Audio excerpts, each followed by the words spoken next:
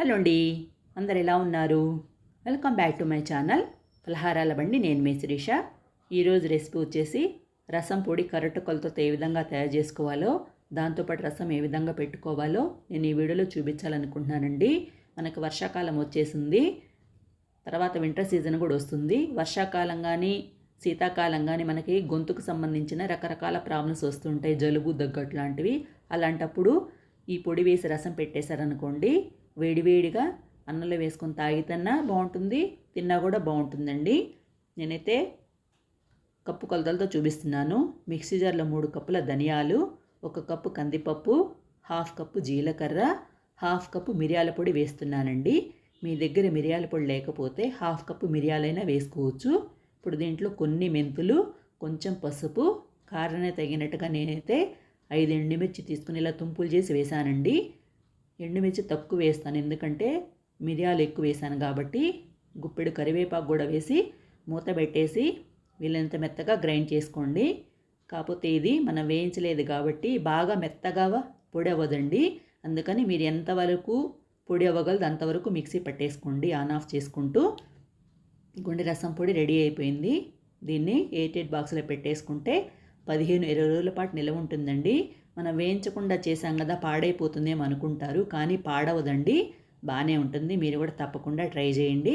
రసం పొడి రెడీ అయిపోయింది కదా, దాంతో రసం ఏ విధంగా తయారు చేసుకోవాలో చూపిస్తాను. ఒక గిన్నెలో 3 పండు టమాటాలు తీసుకొని శుభ్రంగా కడిగేసి ఒక్కొక్క టమాటాని 4 ముక్కలుగా ఈ విధంగా కట్ చేసుకుంటున్నానండి.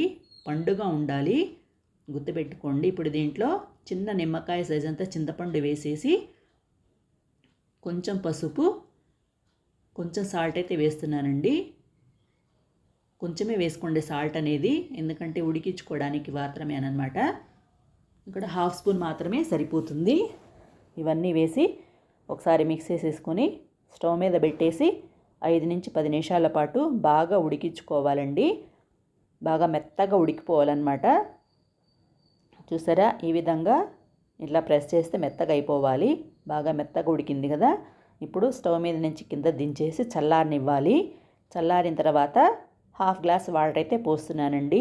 ఇక్కడ నేనైతే మనం రోజు వాటర్ తాగుతాం కదా, ఆ గ్లాస్ అనమాట. ఇప్పటి వరకు నేనైతే 1 గ్లాస్ వాటర్ పోసాను. 1/2 గ్లాస్ వాటర్ ఫస్ట్ పోసాను, తర్వాత 1/2 గ్లాస్ వాటర్ పోసి ఒకసారి మిక్స్ చేసేసుకొని ఈ విధంగా బాగా పిసికేసి పిప్పి తీసేసుకోవాలండి. చూడండి, ఈ విధంగా మొత్తం పిప్పి అంతా వచ్చేసేయాలన్నమాట. ఇప్పుడు దీంట్లో మిగతా ఇంగ్రీడియంట్స్ కూడా వేసుకుందాము. ఇంకొక 1 గ్లాస్ వాటర్ అయితే పోస్తున్నానండి సుమారుగా, అంటే మొత్తం కలిపి 500 ml వరకు పట్టిందనమాట.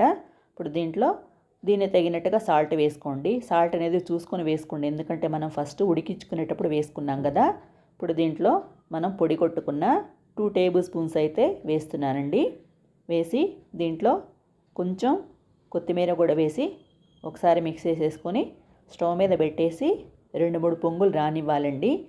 ఒక 5 నిమిషాల పాటు ఈ విధంగా రానిస్తే సరిపోతుంది, ఎక్కువసేపు అయితే ఉడికించుకోనక్కర్లేదు. ఇప్పుడు తిరగమూత వేసుకోవాలి కదా, దానికోసమని చిన్న పాన్ పెట్టి వేడెక్కిన తర్వాత 1 టేబుల్ స్పూన్ నూనె అయితే వేస్తున్నానండి. నూనె ప్లేస్లో నెయ్యి అయినా వేసుకోవచ్చు, అట్లయినా బాగానే ఉంటుంది. ఇప్పుడు నూనె కాగింది కదా, దీంట్లో పచ్చెనపప్పు, మినప్పప్పు, ఆవాలు, జీలకర్ర, ఎండుమిర్చి తుంపులు, ఇంగువ వేస్తున్నానండి. దాంతోపాటు కరివేపాకు, 2 వెల్లుల్లి రెబ్బలు ఇలా క్రష్ చేసి వేస్తున్నాను అనమాట. పైన ఇట్లా దంచేసి వేసానండి, మరీ మెత్తగా కాకుండా ఈ విధంగా ఉండాలి. ఇవన్నీ వేసి బాగా వేయించుకున్న తర్వాత దాన్ని ఈ రసంలో వేసేసుకుంటే రసం కూడా రెడీ అయిపోయిందండి. చూసారు కదా రసం పొడి, దాంతోపాటు రసం ఏ విధంగా పెట్టుకోవాలో చూసారు కదా. మీరైతే ఏ విధంగా చేస్తారో కామెంట్ చేయండి. మీకు నచ్చితే లైక్ చేయండి, షేర్ చేయండి, సబ్స్క్రైబ్ చేయడం మాత్రం మర్చిపోవద్దు. Thank you for watching.